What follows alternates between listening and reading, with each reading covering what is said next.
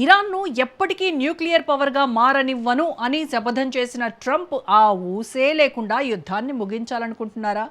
Hormuz తెరవడం కోసం అణు నిబంధనలు పెట్టకుండానే సైనిక ఘర్షణకు స్వస్తి చెప్పాలని నిర్ణయించుకున్నారా? అవునని అంటోంది అమెరికా మీడియా సంస్థ వాల్ స్ట్రీట్ జర్నల్. అణు నిబంధనలపై ఒక్కటంటే ఒక్క కఠిన షరతు కూడా లేకుండానే యుద్ధానికి ఫుల్ స్టాప్ పెట్టేందుకు ట్రంప్ సిద్ధపడ్డాడని సంచలన కథనం ప్రచురించింది. ఆ కథనమే ఇప్పుడు కథన రంగాన్ని షేక్ చేస్తోంది.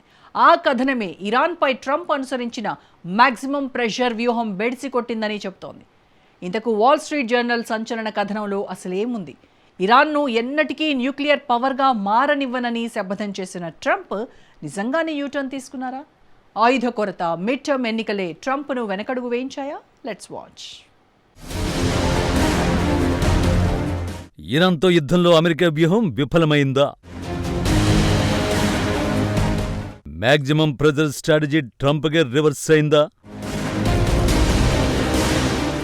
అణు డిమాండ్ లేకుండానే యుద్ధం ముగించేస్తున్నారా? అణు డిమాండ్లు లేవు, కఠిన ఆంక్షల వార్నింగ్స్ అస్సలే లేవు. కేవలం హార్ముజ్ జలసంధిలో నౌకా రవాణాను పునరుద్ధరిస్తే చాలు, ఇరాన్పై ప్లాన్ వేసిన సైనిక చర్యలను పూర్తిగా విరమించుకుంటాం అంటూ అమెరికా అధ్యక్షుడు ట్రంప్ అత్యంత రహస్యంగా ప్రతిపాదనలు సిద్ధం చేయడం అంతర్జాతీయ రాజకీయ వర్గాలను దిగ్భ్రాంతికి గురిచేస్తోంది.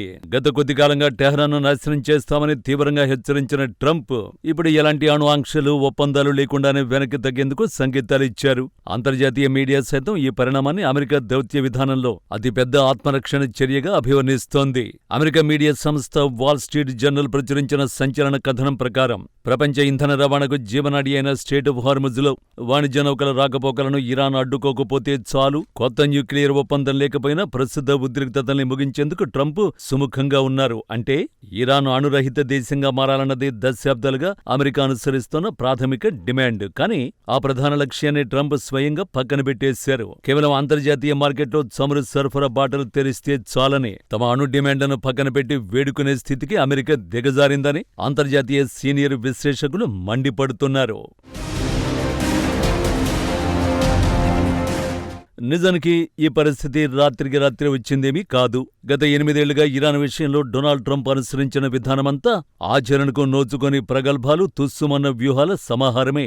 2015లో నాటి అమెరికా అధ్యక్షుడు బరాక్ ఒబామా హయాంలో P5+1 దేశాలంటే America, Britain, France, Germany, Russia, చైనాలతో పాటు యూరోపియన్ యూనియన్ కలిసి ఇరాన్తో JCPOA అణు ఒప్పందాన్ని కుదుర్చుకున్నాయి. ప్రపంచ దేశాలన్నీ దాన్ని పశ్చిమాసియాలో శాంతి నెలకొల్పే చారిత్రాత్మక ఒప్పందంగా కొనియాడాయి. కానీ 2018 మే 8న సీన్ రివర్స్ అయింది.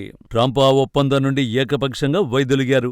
ఇదొక అత్యంత చెత్త డీల్, అమెరికా ప్రయోజనాలను దెబ్బతీసే ఒప్పందం అంటూ మీడియా వేదికగా విమర్శలు గుప్పించారు. తన నాటకీయ ప్రకటనలు, ట్వీట్లతో ప్రపంచాన్ని ఆకర్షించడమే తప్ప ఆ తర్వాత ఉత్పన్నమయ్యే తీవ్రమైన పరిణామాలను అంచనా వేయడంలో డొనాల్డ్ ట్రంప్ దారుణంగా విఫలమయ్యారు. ఒప్పందాన్ని రద్దు చేసి ఇరాన్ను లొంగదీసుకుంటానన్న ఆయన మాటలు కాలపరీక్షలో కేవలం నీటి మూటలుగానే మిగిలిపోయాయి.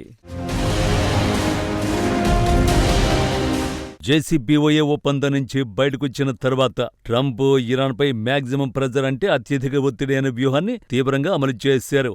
ఇరాన్ ఆర్థిక రంగాన్ని, ముఖ్యంగా దాని చమురు ఎగుమతులను పూర్తిగా కట్టడి చేసి కుప్పకూల్చడమే లక్ష్యంగా ఊహించని రీతిలో కఠిన ఆర్థికాంక్షలు విధించారు. కానీ ఆర్థిక ఒత్తిడికి తలగొడం పక్కన పెడితే ఇరాన్ మరింత దూకుడు పెంచింది.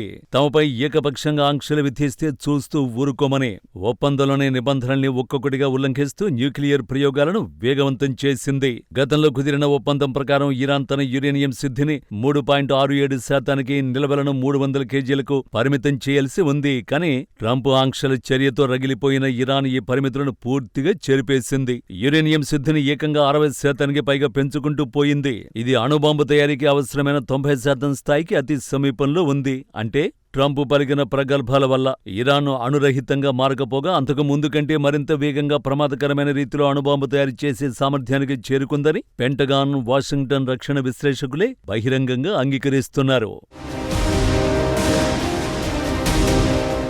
మరోవైపు అమెరికా ఆర్థిక సైనిక బెదిరింపులకు ఎంతమాత్రం బెదరని ఇరాన్ తన భౌగోళిక ప్రాధాన్యతను తెలివిగా వాడుకుంది. ప్రపంచ ఆర్థిక వ్యవస్థకి అత్యంత కీలకమైన హార్ముజ్ జలసంధిని తన ప్రధాన ఆయుధంగా మార్చుకుంది. పర్షియన్ గల్ఫ్ను అరబిక్ సముద్రంతో కలిపే ఈ చిన్న జలసంధి నుంచి ప్రపంచవ్యాప్తంగా రవాణా అయ్యే మొత్తం చమురులో 5వ వంతు జరుగుతుంది. ఈ వ్యూహాత్మక మార్గంలో వాణిజ్య చమురు ట్యాంకులను నిలిపేయడం, క్షిపణి దాడులతో భయపెట్టడం ద్వారా ఇరాన్, అమెరికా సహా మొత్తం పాశ్చాత్య దేశాల మెడలు వంచడం ప్రారంభించింది. స్టేట్ ఆఫ్ హార్ముజ్లో ఇరాన్ సృష్టించిన అవరోధాల వల్ల అంతర్జాతీయంగా చమురు ధరలు ఒక్కసారిగా మండిపోయాయి. ఇది అమెరికా అంతర్గత మార్కెట్పై తీవ్ర ప్రభావాన్ని చూపింది. అమెరికాలో ఇంధన ధరలు, నిత్యావసరాల ధరలు ఆకాశాన్ని అంటడంతో ట్రంప్ ప్రభుత్వానికి స్వదేశంలో తీవ్ర రాజకీయ వ్యతిరేకత ఎదురైంది. సైనికంగా ఇరాన్ను దారికి తెచ్చే ధైర్యం లేక, అలాగని పెరిగిన ముడి చమురు ధరలతో స్వదేశంలో వస్తున్న ఆర్థిక సంక్షోభాన్ని తట్టుకోలేక డొనాల్డ్ ట్రంప్ ప్రభుత్వం చివరికి సంపూర్ణ ఆత్మరక్షణలో పడిపోయింది. ఇదే సమయంలో ఆయుధ కొరత కూడా వాషింగ్టన్ను వేధించింది. ఇవన్నీ సరిపోవన్నట్టుగా మిడ్ టర్మ్ ఎన్నికల రూపంలో కొత్త సవాలు వచ్చి పడింది. అమెరికాలో మధ్యంతర ఎన్నికలు దగ్గర పడుతున్నాయి. ఈ ఏడాది నవంబర్లో అక్కడ ఎన్నికలు జరగనున్నాయి. ఇక హార్ముజ్లో నౌకల రవాణాకు అంతరాయం కొనసాగుతుండటంతో ముడి చమురు ధరలు దిగిరావట్లేదు. ఈ పరిణామాలను దృష్టిలో ఉంచుకుని యుద్ధం నుంచి బయటపడాలని ట్రంప్ భావిస్తున్నట్టు తెలుస్తోంది. అయితే బహిరంగంగా మాత్రం ఈ ఉద్రిక్తతలపై ట్రంప్ చేస్తున్న ప్రకటనలు భిన్నంగా ఉంటున్నాయి. తాజాగా ఓ మీడియాతో మాట్లాడుతూ ఇరాన్తో చర్చల విషయంలో తొందరేం లేదు, మేం ప్రశాంతంగా ఉన్నాం, టెహ్రాన్లో ద్రవ్యోల్బణం తీవ్రంగా ఉంది, వారి వద్ద సరిపడా నగదు లేదు అని వ్యాఖ్యానించాడు. మరోవైపు హార్ముజ్ జలసంధిని తెరిచే విషయంలో ఇరాన్ తన డిమాండ్ను స్పష్టంగా చెబుతోంది. అమెరికా దిగ్బంధనాన్ని వెంటనే ఎత్తివేయడంతో పాటు ఈ ప్రాంతం నుంచి అగ్రరాజ్య దళాలు వెళ్లిపోవాలని టెహ్రాన్ డిమాండ్ చేసింది. యుద్ధాన్ని శాశ్వతంగా ముగించే వరకు హార్ముజ్ను తెరవబోమని ఖరాఖండిగా చెప్పేసింది. ఇవన్నీ చర్చలకు అడ్డంకిగా మారాయి. ఇలా అన్ని దారులు మూసుకుపోవడంతోనే ట్రంప్ యూటర్న్ తీసుకుంటున్నట్టు విశ్లేషకులు అంచనా వేస్తున్నారు. ఇరాన్ను పూర్తిగా లొంగదీసుకుంటాం, అవసరమైతే ప్రపంచ పడ్డ నుంచి దానిని తుడిచిపెట్టేస్తామని ఓదరుకొట్టిన ట్రంప్ నాయకత్వం ఇప్పుడు కేవలం హార్ముజ్ జలసంధిని తెరిస్తే చాలు అంటూ ఇరాన్ ముందుకు ప్రతిపాదనలు తీసుకువెళ్లడం దౌత్యపరమైన పరాజయానికి పరాకాష్ఠగా కనిపిస్తోంది.